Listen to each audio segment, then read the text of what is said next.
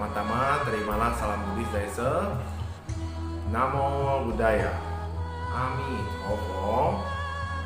Sebelum kita memulai pelajaran pendidikan agama Buddha, marilah kita bersama-sama membacakan Parita Namaskara Gatha. Mari dengan bersikap anjali. Terpujilah Buddha, terpujilah Dharma, terpujilah Sangha. Arahang sama sambuddho bhagava Buddhang bhagawantang abhiwademi Swakato bhagavata dhammo dhammam namasami Supatipanno bhagavato sawaka sangho sangham namami. Tiada perlindungan lain bagiku, Buddhalah pelindungku yang mulia. Tiada perlindungan lain bagiku, Dharmalah pelindungku yang mulia. Tiada perlindungan lain bagiku, Sanghalah pelindungku yang mulia. Berkat kebenaran pernyataan ini, semoga kita semua berkembang di dalam ajaran Buddha.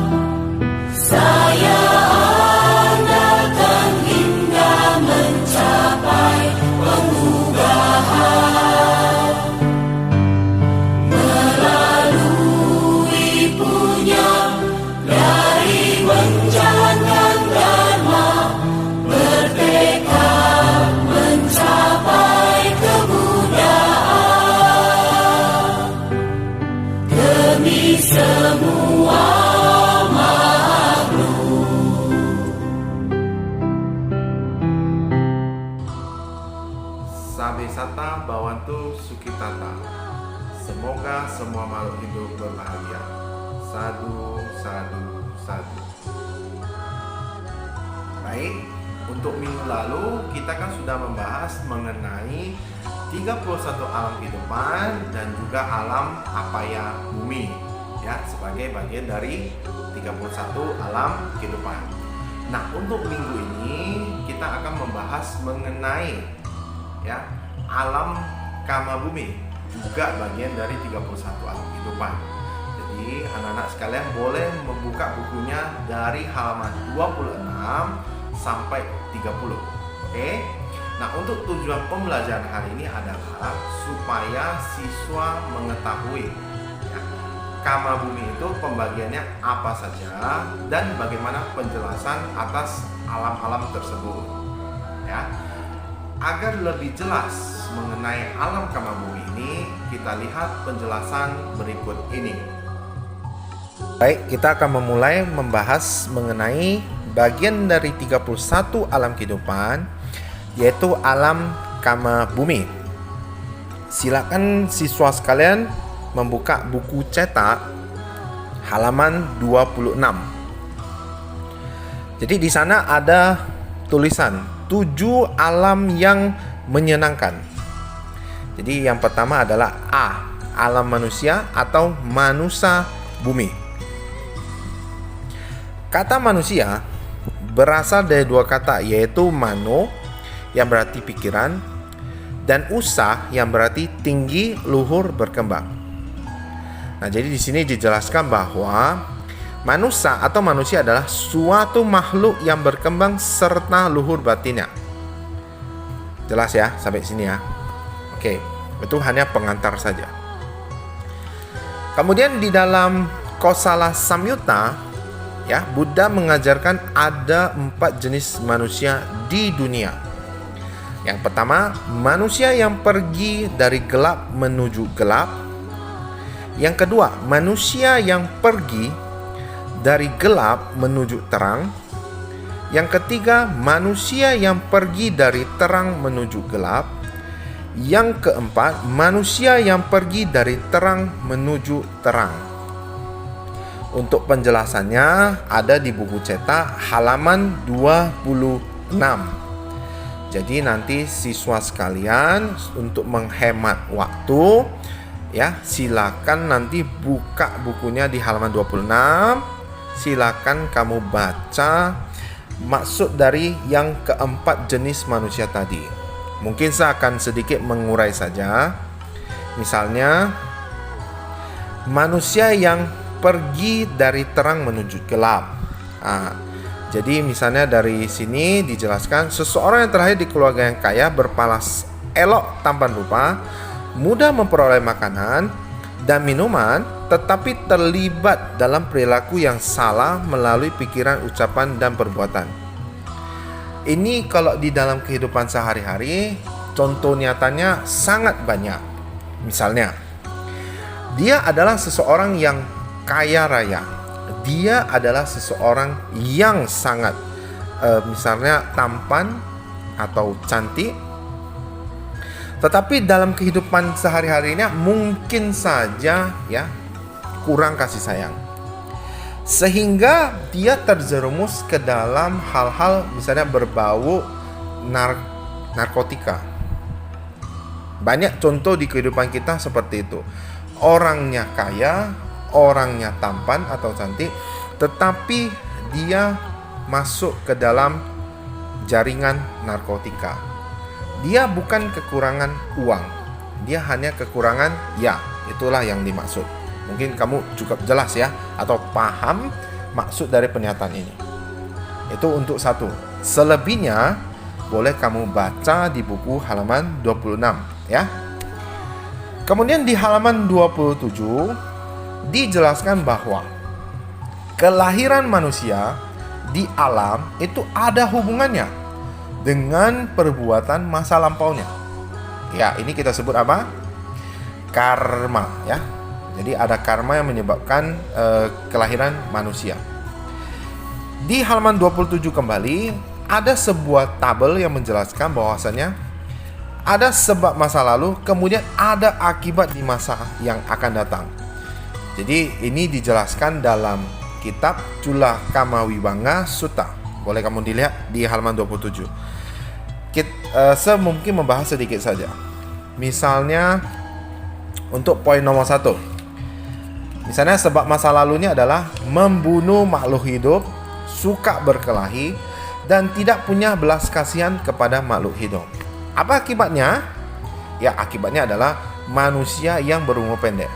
Pernah lihat di kehidupan sekarang ini, di kehidupan sehari-hari kita, ada orang yang usianya pendek. Contoh, usia 21 tahun sudah meninggal, usia 17 tahun sudah meninggal, usia 15 tahun sudah meninggal. Itu manusia yang berumur pendek lah kalau kita kategorikan. Kenapa bisa seperti itu? Ya, mungkin karena sebab masa lalunya. Apakah sebab masa lalunya hanya karena seperti ini? Bisa jadi salah satu, bukan berarti semuanya ya. Bukan berarti dia membunuh, terus dia suka berkelahi, terus dia tidak berbelas kasihan, semuanya. Tidak. Bisa saja salah satunya saja. Misalnya, mungkin di kehidupan yang lampau, dia sering membunuh makhluk hidup. Maka di kehidupan yang sekarang, dia mempunyai usia yang lebih pendek dari orang pada umumnya. Seperti itu contohnya, ya. Untuk lebih jelasnya, kamu boleh lihat tabel ya, seperti yang tadi saya bilang di halaman 27. Saya tidak menjelaskan panjang. Kemudian silakan buka buku cetak halaman 29. Kita akan masuk ke alam dewa ya. Di bagian bawah ada poin B, alam 4 dewa raja, Catum Maharajika ya. Jadi di sini ada 4 dewa raja sebagai penguasa dari penjuru timur, penjuru selatan, penjuru barat, dan juga penjuru utara. Ya, jadi misalnya kayak Raja Datarata adalah penjuru timur, ya, penguasa penjuru timur. Lebih jelasnya boleh dibuka di buku cetak halaman 29 ya. Next, kita ada alam ketiga, namanya adalah alam 33 dewa ya, atau Tawatimsa. Di buku cetak halaman 30. Nah, ada sejarahnya sedikit. Alam Tawatimsa dikenal dengan alam 33 dewa karena dahulu ada sekelompok pria yang berjumlah 33 orang yang selalu bekerja sama dalam berbuat kebaikan. Setelah meninggal dunia, semuanya terlahir dalam satu alam dewa. Ya, saya tidak mengatakan bahwasanya kamu dengan kawan-kawanmu sekelompok melakukan kebaikan, lantas suatu saat meninggal, lahir jadi langsung di satu alam dewa ya. Saya tidak mengatakan seperti itu. Tetapi memang begitulah sejarah yang dijelaskan untuk alam Tawatimsa ya. Kita berikutnya alam keempat ya, ada alam dewa Yama.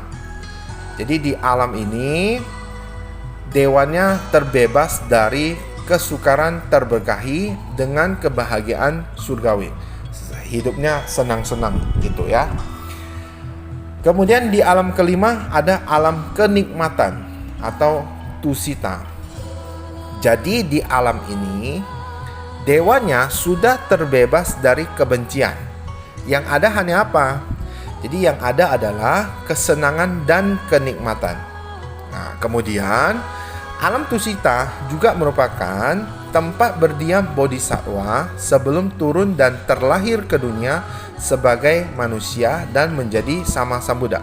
Kalau mau dijelaskan mengenai bodhisattva ini cukup panjang.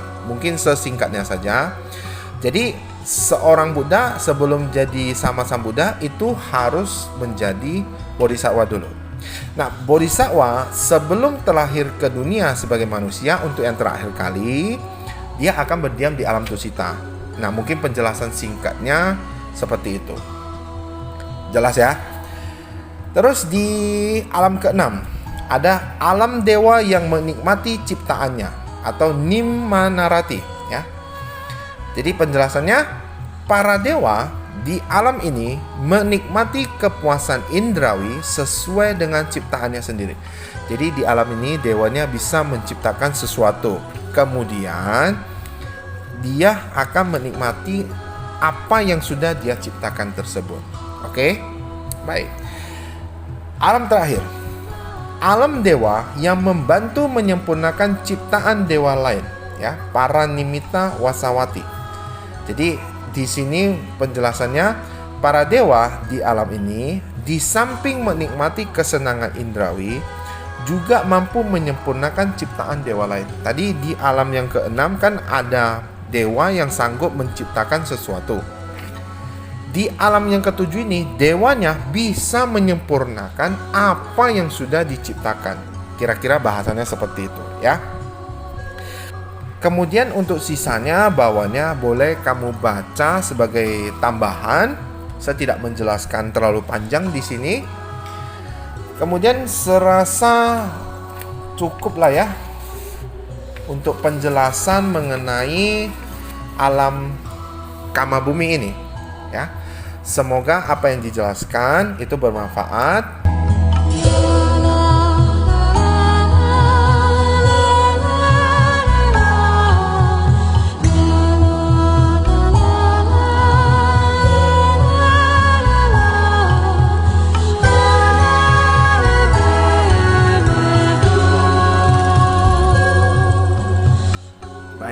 Sudah dilihat penjelasannya kan? Oke.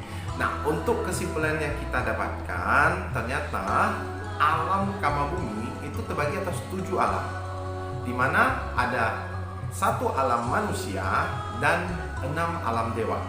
Jadi alam dewa itu sendiri terbagi atas, ada namanya Catu Maharajika, ada namanya Tawatimsa, ada namanya Tusita, dan lain-lain sebagainya, seperti yang sudah dijelaskan tadi. Oke? Untuk minggu depan ya, kalian akan membahas mengenai alam Brahma. Silakan nanti dibuka bukunya dan dilihat, dibaca. Oke? Kemudian tugas itu kan sudah dilampirkan. Seharap dikerjakan dan dikumpul tepat waktu. Ya. Demikianlah untuk pembelajaran pendidikan agama Buddha hari ini. Semoga bermanfaat. Tetapi sebelum kita mengakhiri pelajaran pendidikan agama Buddha ini, marilah kita bersikap anjali bersama-sama dan kita akan menyanyikan lagu Gatha Bodhicitta.